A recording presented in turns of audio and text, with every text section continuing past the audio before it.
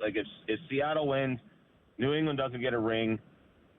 But if New England wins, it's like, will Art Rooney wake up from his 10-year coma and see that it takes a couple losing seasons? Yeah, I think that's a good back point. On track. I do think that's a good point, Jim. I do. You know what I mean? And above all, I'm a football fan. I just want to see a great game. Thanks for taking my call. Yeah, I agree with that. I appreciate it. See, I heard that point yesterday that somebody made, where if the Patriots do win this game, does it wake up Art and say, hey, the approach that you should take, maybe that you probably need to take, maybe even if it's organic, if you don't bring back Aaron Rodgers, but you give Will Howard a chance, maybe it's a boom or bust for Will Howard, where maybe he wins you 8-9 games, like what Art that's what he wants. Be in contention every year, be right above the mean, or Will Howard could be bad when you 4 or 5 games, and you're right in position to draft a quarterback next year in 27, which is what I would prefer. Or else you're using significant draft capital to be able to move up and get somebody. Where, yes, the Chiefs did that, moving up from 28 to 10 to get Patrick Mahomes. The Bills moved up for Josh Allen. That was right around the 7 to 10 pick range. Ben was the 11th pick.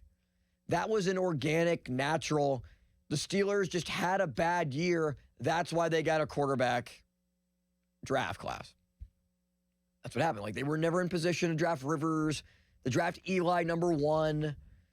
They honestly got fortunate that the best quarterback in that draft class, not at the time, but who had the best career, who ended up being, who I think was the better player of the two, Ben, went to them.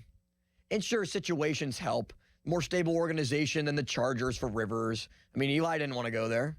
Eli won 2 Super Bowls with the Giants, but I don't think his career in totality was better than Ben. He played better in 2 Super Bowls than Ben. That's undeniable. 2 Super Bowl MVPs, one of only 6 players to win multiple Super Bowl MVPs. But that's just and that's just the example of New England. It was a natural. Bill Belichick kind of slips and falls on his face, and now they hired Jerod Mayo, a Bill Belichick disciple. They're not good for a year. They struggle. And here they are. Sure, it was a very quick transition. It was like how Indiana went from the laughingstock of college football to the national championship and winning it.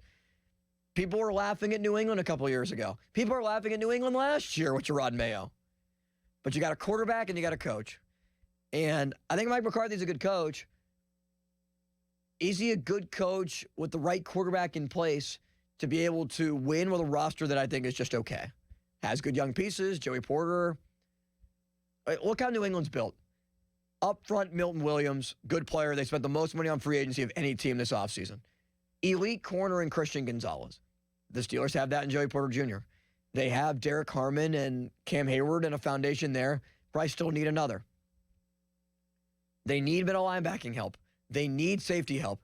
Look at how New England revamped their safeties and just decided, yeah, Pittsburgh, you could have Jabril Peppers. We'll give you Kyle Duggar for, a 6th-round pick? There are multiple ways to be able to build it up, but if you don't have a quarterback, you have nothing.